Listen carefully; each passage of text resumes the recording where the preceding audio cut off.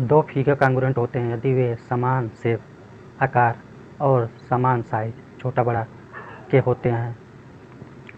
दूसरा, दो circle congruent होते हैं यदि उनका रेडियस समान हो, मतलब उनका रेडियस एक ही समान है। जैसे पहले सर्कल का रेडियस 5 सेंटीमीटर, दूसरे सर्कल का भी रेडियस 5 सेंटीमीटर होना चाहिए, तो वो दोनों सर्कल कांग्रुएंट होंगे।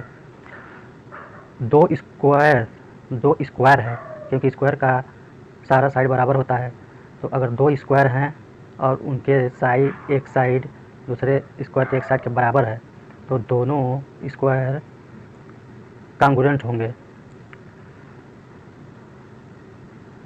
नंबर 4, दो triangle ABC and PQR congruent होंगे यदि उनका एंगल करस्पॉन्डिंग एंगल के बराबर। जैसे triangle ABC and triangle PQR में एंगल A एंगल P के बराबर, एंगल B एंगल Q के बराबर, एंगल C एंगल R के बराबर, और इनको इस तरह से रिप्रेजेंट ट्रायंगल ABC और दो एक इक्वल साइन और उस पर एक कर्व लाइन खींच के इस तरह से रिप्रेजेंट करते हैं।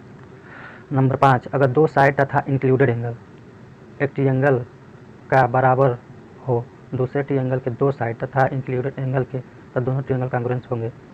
अगर कोई ट्रायंगल है, उसका कोई भी दो साइड और उस दो साइड से मिलकर बनने वाला एंगल किसी दूसरे ट्रायंगल में किसी दो साइड के बराबर हो और उनके बीच में एंगल बनने वाला वो भी बराबर हो दूसरे ट्रायंगल के, तो दोनों ट्रायंगल कांग्रुएंट होंगे साइड एंगल साइड रूल से।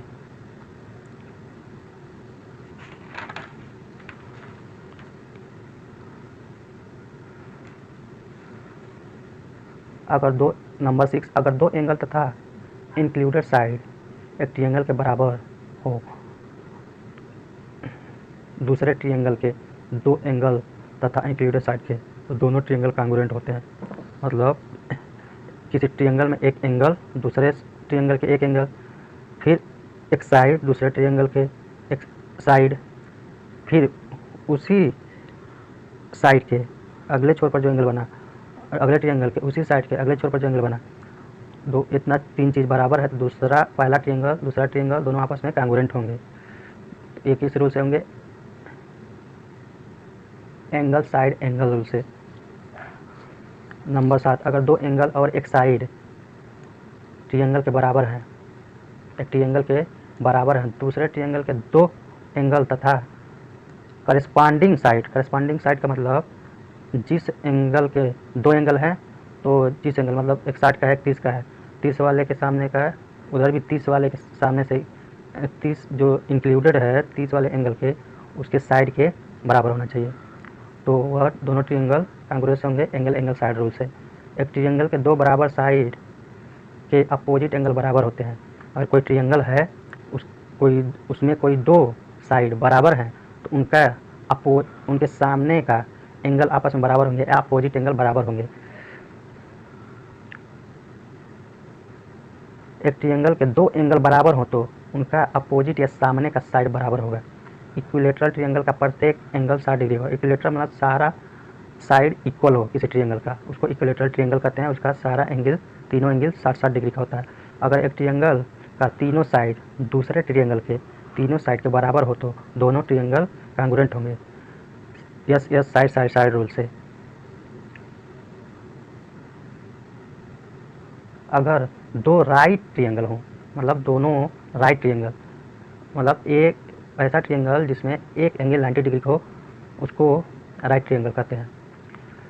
तो इस तरह से राइट ट्रायंगल समझ में आ गया। तो दोनों राइट ट्रायंगल का हाइपोटेनस बराबर हो तथा दो साइड जो बचा उसमें से दोनों साइड में से कोई भी एक साइड दोनों ट्रायंगल में बराबर हो तो ट्रायंगल कांग्रुएंट होंगे RHS रूल से। एक ट्रायंगल में बड़े वाले साइड के सामने वाला एंगल बड़ा होता है।